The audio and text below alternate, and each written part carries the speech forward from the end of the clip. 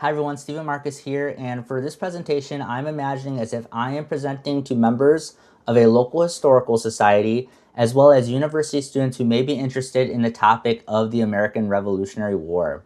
So my topic is going to examine the French and American connection and cooperation during the American Revolutionary War, utilizing two primary sources from America's historical imprints. Rather than simply discussing historical events, I want to demonstrate how historians use historical literacy to evaluate evidence, understand context, identify bias, and develop historical interpretations.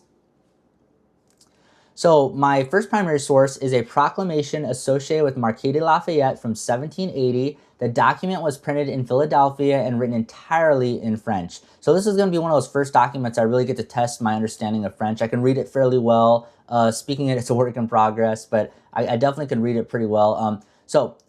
The proclamation encouraged Canadians to support a joint American and French effort against British rule and promoted the possibility of Canada joining the American Confederation. Be mindful, this document was something that was produced after the Battle of Quebec. This source demonstrates how revolutionary leaders attempted to shape political loyalties and build support for the Franco-American alliance through persuasive messaging, kind of like an old-style psyop.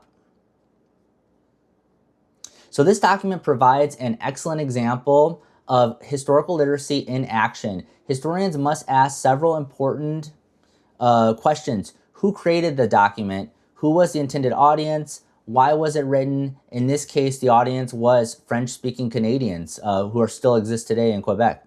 And the purpose was to encourage support for the American and French alliance. The document portrays the alliance positively while presenting British rule in a negative light. So by examining its audience, purpose, and language, historians can recognize the document as both a historical source and a form of wartime persuasion. Understanding those elements helps us interpret the source more accurately. So my second primary source is a sermon delivered by Israel Evans in 1782, following the British surrender of Yorktown. Unlike Lafayette's proclamation, which sought to persuade people during the conflict, this sermon reflects on the outcome of the war. Evans presents the victory as both a military success and a sign of divine favor. The sermon highlights the alliance between America and France while also revealing how religion shaped public interpretations of revolutionary events. For historians, documents like this provide valuable insight into the beliefs and attitudes of the period. When examined together, these sources reveal two different perspectives on the Revolutionary War. Lafayette's proclamation focuses on persuasion, recruitment, and alliance building during the conflict. Evans' sermon focuses on celebration, reflection, and the meaning of victory after the conflict. Although their purposes differ, both sources attempted to influence how people understood the revolution. Comparing these documents allows historians to move beyond a simple narrative of events and examine how individuals sought to shape public opinion.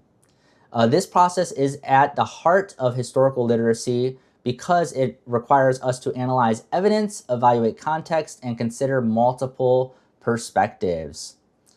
So in conclusion, these primary sources demonstrate the value of historical literacy through source criticism, contextual analysis, and comparison. Historians can better understand how individuals experienced and interpreted the American Revolution.